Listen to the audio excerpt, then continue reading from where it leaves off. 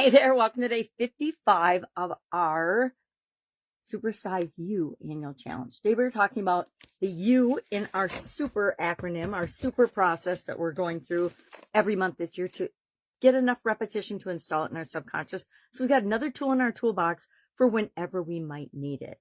Well, U stands for uncover what is. Uncover the current situation. What's really going on with the area that you decided you want to work on with respect to confidence?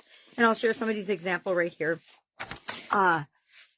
What is the current situation? Yesterday we said, okay, this is what we want. This is a specific target that we want.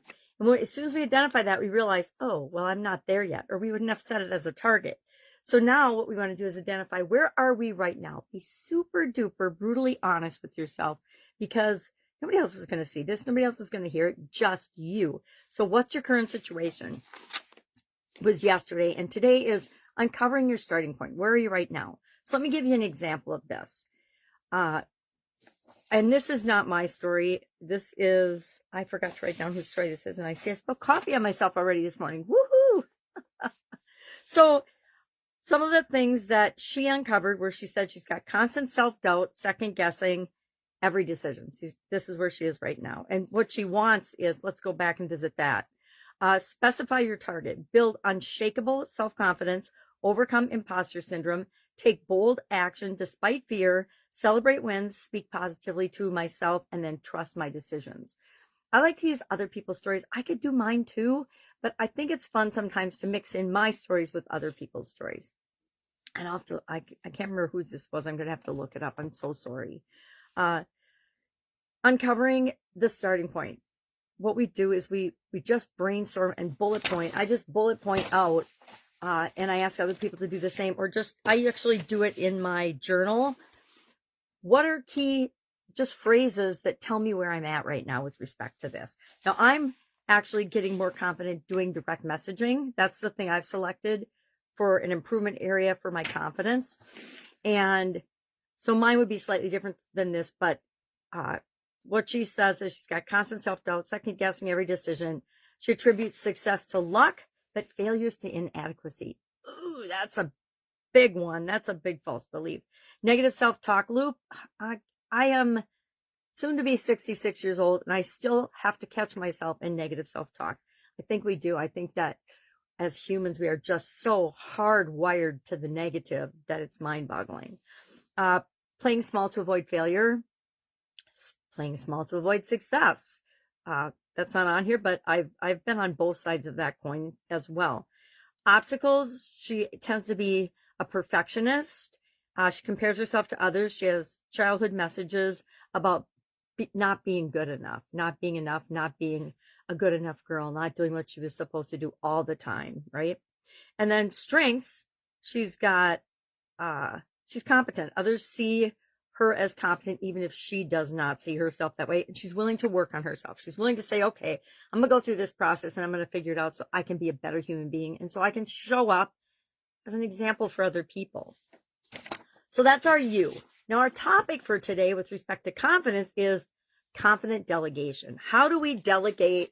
How do we let other people help us? And why is it important? And then I'll give us an action item for that. Delegation, I had to figure this out a long, long time ago, but especially after 2010. I had a sudden cardiac arrest, and I physically could not run my business. Well, fortunately for me, I'd put processes and systems and people in place and in different roles so that it clicked along without me for the 6 months that I was in cardiac rehab and doing other things.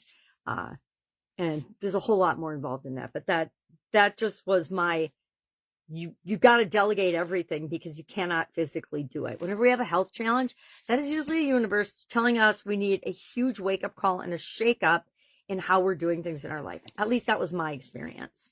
So what are some key things to remember when it comes to delegating? Number one, our inability to delegate, it signals that we have a lack of confidence either in ourselves or, heaven forbid, as a leader or a parent, others as capable. It signals to them that we don't believe that they can do it or that they're capable of handling the responsibility. Huge mistake unless you want super dependence as well as super dependent people that work with you. Usually we hire people for their expertise and to do a certain job or role in our life or our organization. And so it's our job to give clear direction and expectations, but then get the hell out of the way so that they can do the thing that you hired them to do. Holding on to everything creates bottlenecks and it prevents growth. It actually possibly stunts growth. And I say all the time in my businesses, whenever we're having a problem or a situation, if I look, I am somewhere in the mix causing that problem or causing that delay or causing that obstacle. I am often the bottleneck or the obstacle in terms of what we want to do. Delegation allows us to scale ourselves. It allows us to scale and contribute in ways that are much more powerful because it's not all on us.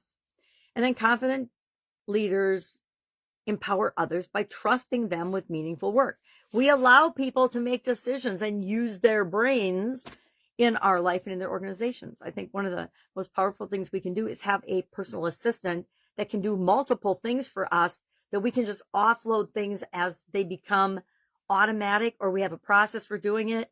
And we don't have to be the one that does everything all the time. Because guess what? Each and every one of us only has 24 hours in every single day. That's all we get. And so we get to decide how we're going to allocate and spend that time. We want to do it in ways that add more value to ourselves and to the world. And one of the ways we can do that is by delegating. We can delegate off the things that we don't absolutely positively have to do.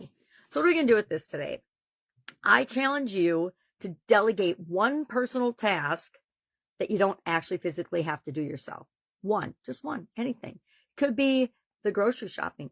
COVID, thank you very much. I delegated my shopping to online shopping, which takes me a fraction of the amount of time that it used to take to have to get in the car, go to the grocery store, walk around the whole store, pick everything out, pay for it, bag it myself, because most places back then weren't bagging groceries anymore.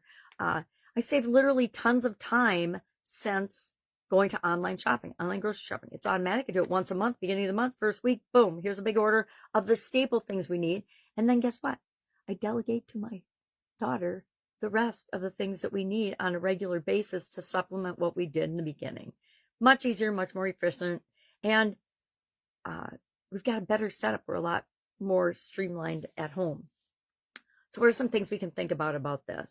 Ask yourself, what are you holding on to that somebody else could do at least 80% as well? Sorry about that. At least 80% as well as you can. I guarantee it's almost everything that you do, except your zone of genius. You need to keep that.